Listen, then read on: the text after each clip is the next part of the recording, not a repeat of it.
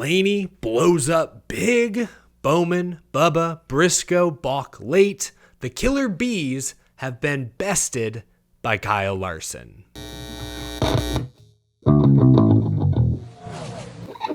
How's it going, y'all? My name is Eric. Welcome to Out of the Groove. Hope y'all enjoyed that little tongue twister at the beginning. After Byron, Bell, Barry won the first 5 races of the season, Kyle Larson snaps the streak today. Homestead Miami Speedway gave us so much to talk about. We'll talk about the race winner, the finish, the top stories, notable finishers, so much more. But first, I want to talk about this racetrack's uncertain future. Homestead Miami Speedway was the site of NASCAR's championship weekend for years, but since 2020, that date has belonged to Phoenix Raceway. Last season, Homestead hosted a playoff race in October, but this year the race was moved up to March. Some have speculated that was to allow plenty of time for renovations before the 2026 championship. And those rumors gained momentum this week when fans noticed on Homestead Miami Speedway's website, there's a November 1st, 2026 event date listed. Now, obviously that's not official, but then in the media center this week, William Byron said it sounds like Homestead will return to the championship slot next year. Oh, does he know something we don't?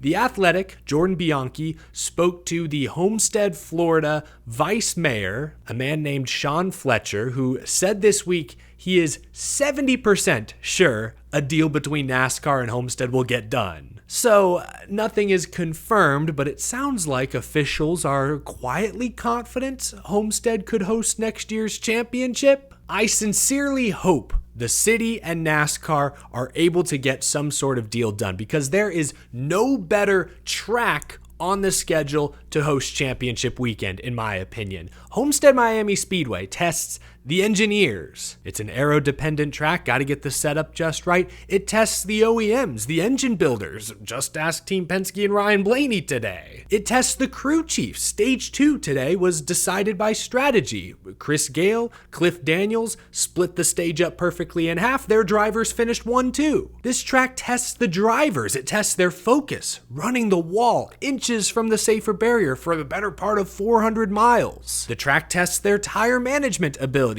You don't see a lot of surprises at Homestead Miami Speedway. Typically, the best drivers and the best cars find the front, duke things out amongst themselves, and usually it's pretty fun for us fans to sit back and watch. Especially if NASCAR insists on a one-race, Final Four, winner-take-all championship, Homestead Miami Speedway should be the venue. The on-track racing product is perfect for that kind of event.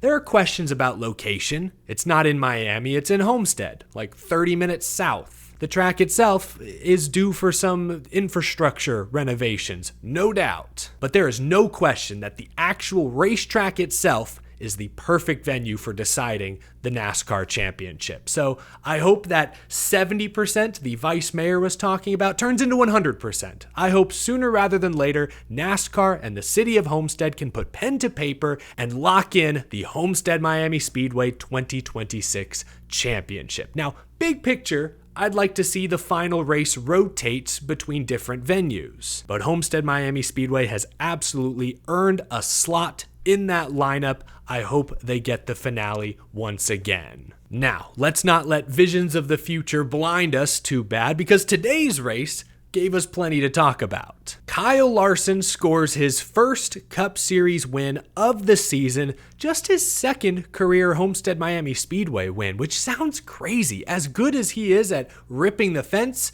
I'd expect him to have 3 or 4 at least. We've talked about some of the mistakes he's made in recent seasons, but today it was Larson forcing someone else into a mistake at the end. Kyle Larson had a really good long run car. Fortunately, this race ended with the longest tire run of the day. Great win for Kyle Larson, locks himself into the playoffs, earned 16 stage points. He's now second in the regular season standings. All 4 Hendrick cars are in the top 6. That's impressive. But I can't help but sit here and imagine what could have been. Only one driver in the history of the NASCAR Cup Series has won the Truck, Xfinity, and Cup race all in the same weekend. That's Kyle Busch. He's done it twice. Kyle Larson won the truck race Friday night, spun out at one point, rallied to get the win. Granted, if Corey Haim's truck doesn't revolt on him, Haim wins that race running away, because Corey Haim is really freaking good. But Kyle Larson got the win. Well done. Incredible charge. The Xfinity race, he dominated. Larson had a 15-second lead in the closing laps when the 54 car spun to bring out a caution, which set up a late race restart, which allowed Sam Mayer to jack up Larson's rear wheels. He couldn't launch. Justin Allgaier ultimately took home the trophy, which, side note, I am happy for Allgaier. This kind of makes up for him losing Phoenix in heartbreaking fashion a couple weeks ago. But now that we know Larson won the Cup Series race, I can't help but zero back in on that final restart, scrutinize every detail. Kyle Larson's the control car. He gets to decide when he launches from within that restart zone. He doesn't have to go at the first line. He can wait until close to the second if he chooses. But Sam Mayer wasn't willing to give him that chance to choose and mashed the gas immediately. Said afterwards he mistimed it. Yeah, I'd say so. Cost himself $100,000 in the process. The third place car launched before the control car and ruined both their races. I'm just throwing this out there, and I'm open to hearing alternative opinions in the comment section. Tell me why this is a bad idea. But if other short track series can wave off wonky restarts by the time the field gets to turn one, effectively say, hey, we're doing that over, why can't NASCAR officiate the same way? What's stopping NASCAR from watching that restart yesterday and saying, whoa, guys, the control car launches first. He has until that second white line. Whoa, let's back it down, try again. If other short track series can do that, why not NASCAR? Is there a good reason we can't do that in the top level of stock car oval racing? Let me know down in the comments below. A lot of games being played on restarts these days, the occasional missed call as well.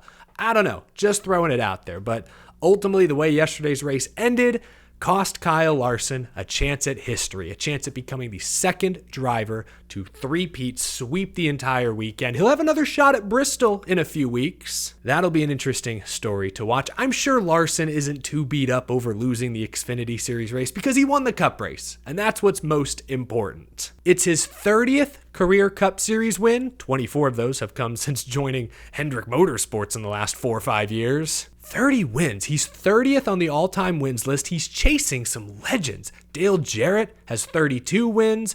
Kurt Busch, Martin Truex Jr. have 34 wins apiece. Remember, guys, Kyle Larson is only 32 years old, and he's already right on the heels of some stock car racing legends. Big win today for Kyle Larson. Congratulations to the whole number 5 team.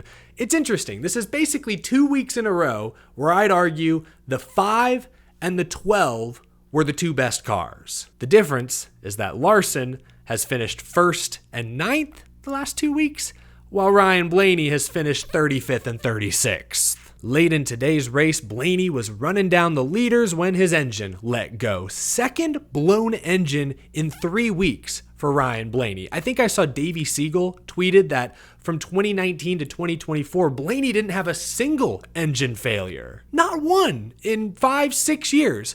2 in the last 3. That's unacceptable. I'm sure the team wants to stay optimistic, look on the bright side. Hey, we've brought really fast cars back-to-back weeks. Go back to Phoenix, had probably a top 5, top 10 car. Really good cars. The speed is there, that's great, but guys, you're leaving valuable playoff points on the table. He won a stage today, that's great, but he could have won today's race. That's 5 playoff points. With today's DNF, Blaney falls to 10th in the regular season standings. Regular season points finish translates to playoff points.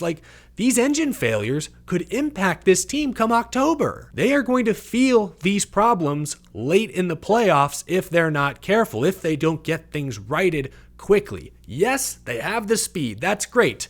But their engines, their equipment, failing on them. Absolutely brutal to blow up 2 out of 3 weeks. And then he crashed it at Las Vegas on a restart. 3 DNFs in a row. Fortunately, Martinsville is up next. We know how good Penske is at the short, flat ovals. Ryan Blaney won at Martinsville last fall, so hopefully the ship gets righted in 7 days. Tough break for Ryan Blaney. Let's be more positive. Here's the top finishers from today's race. Behind Kyle Larson, the Killer Bees continue to buzz. Alex Bowman is oh so close, y'all. This was his 5th top 10 finish of the year, most in the Cup Series. It's his first top 5, sure. He led over 40 laps. Get this, all of last season, Bowman led 67 laps total. He's up to 62 laps led, and we're a month into the season. I have been high on Alex Bowman since the end of last year. All offseason, I said, hey, this is a top 5 regular season points guy. He's 3rd right now. All I wanted to see from Bowman is race-winning pace. And today, we finally saw some of that. Very encouraging signs for Alex Bowman. Finishes 2nd, finishing 3rd, Bubba Wallace, another driver who seems to be on the verge of a breakout. I praised the crew chief swap this offseason. Booty Barker's great, experienced, he's a straight shooter, good team guy, but Charles Deneke has proven Truck Series success, won 7 races over the last 2 years with Christian Eckes. I've heard some people compare him to like Rudy Fugle, who jumped from trucks up to Cup, and we've seen he's had great success with William Byron. Not ready to say that Deneke's the next Rudy Fugle, but they're off to a good start. Top 5 at the Clash. This is their 2nd top 5 of the season, if you include that. They had a top 10 a couple weeks ago. Bubba Wallace has historically started really slow. Last season, for example, he had 1 top 5 finish at a non-super speedway in the first half, but in the second half, he had 3 top 5 finishes. He led 109 of his 137 laps last year in the second half. And his 2 career Cup Series wins have both come late in the season. Remember, guys, the 23 team has never made the owners' playoffs. Bubba Wallace made the drivers' playoffs in 2023 because Chase Elliott was injured for 2 months. They needed to make a crew chief change. They needed to get off to a strong start, and more or less they have. The finishes haven't been great. Today obviously is, but they've earned a ton of stage points, 6 more today. They've got a stage win. You start to finish like this, you finish where you run. This is a top 5, top 10 points team. This team could make some real noise in September, October. I mean, today they led laps. They could win a race early in the season and lock themselves in. I'll just say this. We all expected to be talking about a 2311 racing driver today. We didn't expect it to be Bubba Wallace. But lo and behold, 3rd place finish. And Chase Briscoe, 2nd top 5 of the year, but his 1st since Daytona. It's been a rough go. Some wrecks, some issues. Last weekend, it was a huge pit road mistake. They rallied to finish 17th. Wasn't bad. Today, they didn't have any huge setbacks. They ran top 10 most of the day, got some stage points, finished 4th. Good day for Chase Briscoe. A needed day for Chase Briscoe and the whole 19 team. Wrapping up the top 5 is Denny Hamlin. Good day. First race with Progressive, his new anchor sponsor on the hood. Solid run. Got that stage win thanks in part to clever, bold strategy employed by Chris Gale. Good execution. I gotta give a few more shout outs here, y'all. Chris Buescher, once again, didn't lead any laps, never a factor for the race win, but he comes home 6th. He's always there at the end, racking up solid finish after solid finish. 7th place. AJ Allmendinger. When he eventually retires, he should retire to South Florida. His last 4 Homestead finishes are 8th, 5th, 3rd, 7th. Unbelievable when you consider the equipment he's typically driving. Great run for AJ. I mentioned Tyler Reddick earlier, or I talked about his teammate. Quiet day for Reddick, one of his best tracks. Solid run, but not the speed we expected. Look at the rest of this top 10. Ryan Preece, 2nd straight top 10 finish. Good day for these 2 RFK cars. I noticed Brad's still nowhere to be seen. What's going on there? And 10th, Justin Haley. How about that? Spire Motorsports gets a good result. Carson Hocevar, his teammate, showed top 10 speed, earned a couple of stage points, but he had an electrical issue late. Once again, a lot of speed from Hocevar, not the finish to show for it. Would you believe me if I told you that Carson Hocevar has 4 finishes of 30th or worse already this year? Yikes. Nice top 10 for Justin Haley. Good result for Zane Smith. Noah Gregson, his front row motorsports teammate, spent a lot of time in the top 10, but it's Zane who ultimately carries the banner for that race team. William Byron sped on pit road late, had a top 5 car, rallied to finish 12th. He holds on to the points lead, but if he doesn't make that pit road mistake, could have been a much bigger day. 13th for Austin Dillon is not bad at all. He was dicing it up in the top 10 towards the end. Where's Kyle Busch? What? 21st for Kyle Busch, but he had an average running position of 28th. Awful showing from Kyle Busch today, which shocked me considering the good momentum they had. 3 top 10s in a row. You remember top 10 at Atlanta, led the most laps at Circuit of the Americas, another solid top 10 at Phoenix, and Las Vegas last week, they unloaded quick. Just a mistake on pit road, that loose wheel derailed their day. They had speed. They had no speed today. Maybe something was broke on the car. I'm not sure. All I know is that all of a sudden Kyle Busch this evening is putting out cryptic tweets using his old Toyota numbers. He's not teasing a Toyota return, right? Right? This has to be like a KBM resurgence or something, right? Ugh. The fact that I'm asking these questions shows you how bad RCR ran today. But I can't even say that because Austin Dillon was top 10 late, finished 13th. We all know Kyle Busch is better than Austin Dillon. Kyle Busch should not be 30th if his teammate is up there in the top 10. That shouldn't happen. Not sure what went wrong today. Joey Logano, 14th. I do know what happened to Team Penske today. Obviously, Blaney blew an engine, but for Team Penske across the board, it was an adventure on pit road. Terrible execution. Start of stage 2, Logano and Barry collided on pit road, spun out. Significant damage on Logano's car. They had to grind to get back in the top 15 all day. Blaney, before the blown engine, was losing spots every time down pit road. At the start of stage 3, he fell from 3rd to 9th. Not great. And then Austin Cindric sped on pit road late. So all 4 Penske cars, I'm including the Wood brothers in that, made mistakes, either driver, team, or both. No Penske cars finished top 10 tonight. That's not great. Not great at all. Anyway, there are your top finishers. I was trying to be more positive. I ended on a negative note, unfortunately, with Kyle Busch and Team Penske. Who am I forgetting? Oh, Christopher Bell. Could talk about him for a moment. He was quiet today, spun out early on, got some splitter damage, never recovered, finished outside the top 20. Trackhouse, Chastain, I don't know what happened to him. He's 31st, the graphic I'm looking at. SVG was out to lunch all day. A lot of work still to do at the ovals. Daniel Suarez put up a pretty good showing, but then spun out coming to pit road and lost a bunch of track position. Finished outside the top 20, so... Okay, let's stop being negative. What's one more positive? Eric Jones, top 15 for Legacy Motor Club. They continue to be a little better than they were last season. That's great. 25th for Ty Gibbs, 26th for Brad Keselowski. If they weren't sounding the alarm last week, they're sounding the alarm now. Their playoff hopes are already in jeopardy. And it's March. Let the madness begin early, I suppose. Oh shoot, I almost forgot. Chase Elliott fans probably wish I forgot, but we got to talk about Chase. Finished 18th tonight. Yes, he ran better than 18th. I know that for a fact. He earned a couple of 3. He earned 3 stage points today.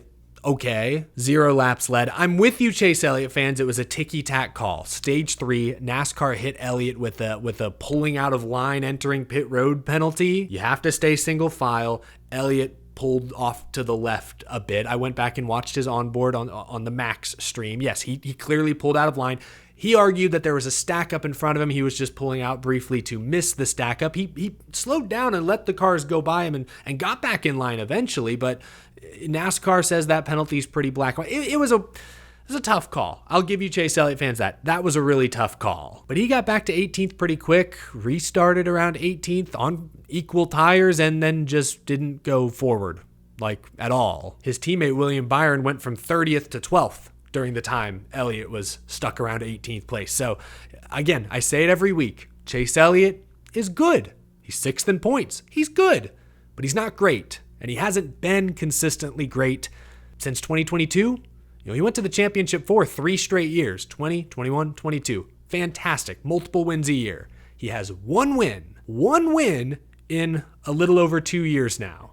Great average finish. Made the round of 8 last year. But he doesn't feel like a real championship threat. Not right now, and not for the past 24 months, I'd say. At some point, you got to start thinking about changes on the 9 car. I have the utmost respect for Alan Gustafson. He's won a lot of races with different drivers, been around a long time. He's a champion. But if they continue to run like the 3rd or 4th car at Hendrick Motorsports, when Alex Bowman was looking like the 4th Hendrick car, they made a crew chief change. Ives out, Blake Harris in. If Chase Elliott keeps running like the 4th Hendrick car, they might need to make a change. That's why I bring it up. I'm not feasting on Chase Elliott's struggles. I'm pointing out that he is in fact struggling when his teammates aren't, and suggesting that maybe a change is needed sooner rather than later. Oh gosh, man, don't you knock The Groovy Gauge is powered by Electric E-Bikes. Head to electricebikes.com to find a ride that suits you. Was Homestead Miami Speedway a good race? Yeah,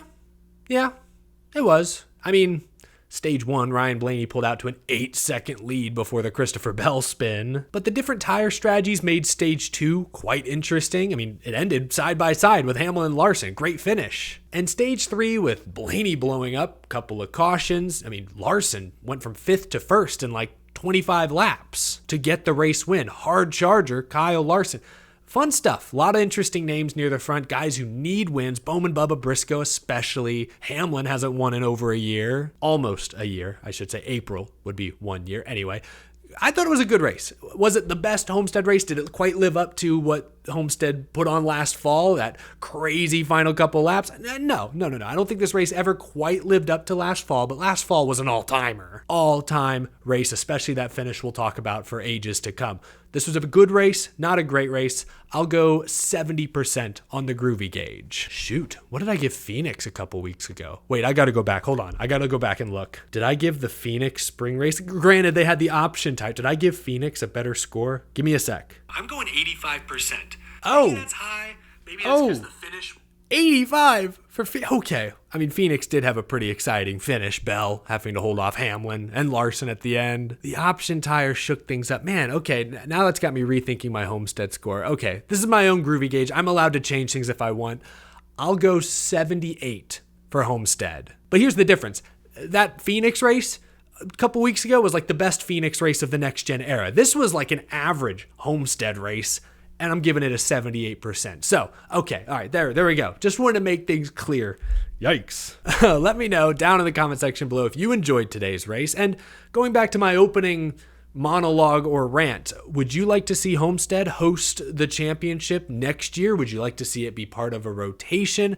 Let me know down in the comment section below. Maybe I'm part of a vocal minority that really wants to see Homestead return. Maybe there's large portions of the fan base who like Phoenix or would rather see Las Vegas or Kansas or somewhere else. Leave a comment down below. I'm genuinely curious to see where we all stand after, especially after this weekend. But I think that's going to do it for me, folks. Thank you so much for watching. Hit that thumbs up button if you enjoyed. Helps me out a ton. Subscribe as well if you're new. We're here every single day, every single week, all year long. Big thank you to my generous Patreon supporters. I appreciate every single one of you. Have a great rest of your weekend, folks. I will talk to y'all again tomorrow. Take care, everyone.